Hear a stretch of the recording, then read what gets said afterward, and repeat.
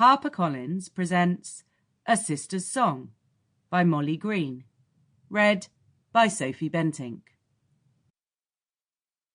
To the people of Malta, who bravely endured the siege of Malta from June 1940 to December 1942, their island being harder hit than the London Blitz, and to the RAF, the Navy and the Merchant Navy, who defended the island, sacrificing many, but who won against all odds. To all the entertainers in Ensa, performing throughout the Second World War in Great Britain, Europe, the Middle East, and the Far East. The performers were often very close to the action, but carried on regardless, keeping up the morale of the troops and bringing them a little bit of Blighty. Chapter 1.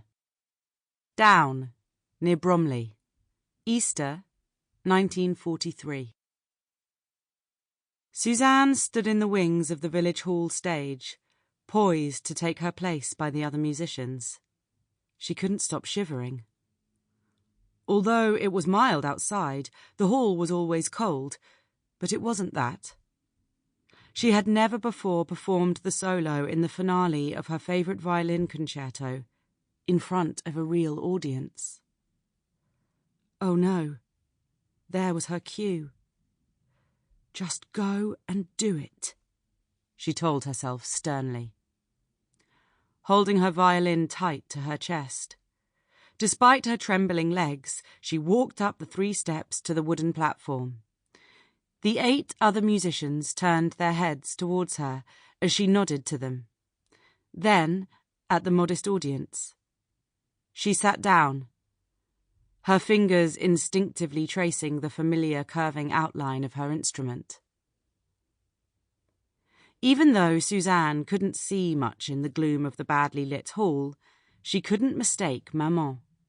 Swathed in her fur coat, which she refused to discard until May, her tiny hat perched on her curls, her mother sat in the front row on one of the hard chairs, no doubt on the cushion she always brought with her. But where was Ronnie? She should be by Maman's side.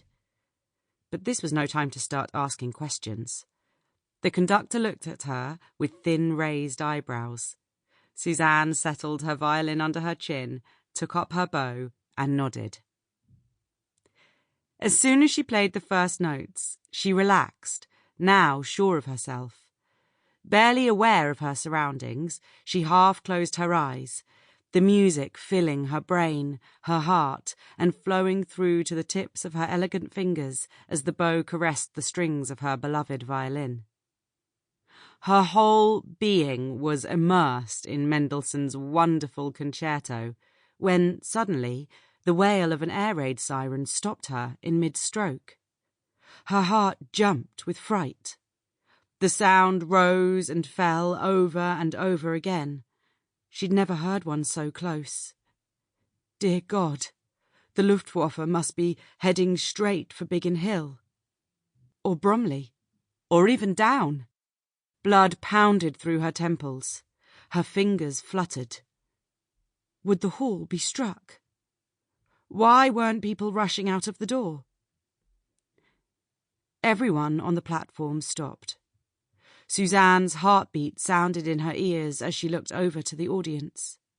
One tall man at the back immediately sprang up, caught her eye for a brief moment and nodded, then shoved his hat on and quickly left.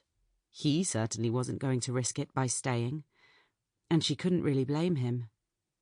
Oh dear, there was Maman on her feet. Should she go to her? No one else moved.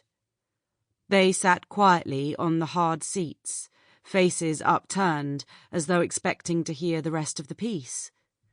To her relief, she saw her mother look round at the others and quickly sit down again.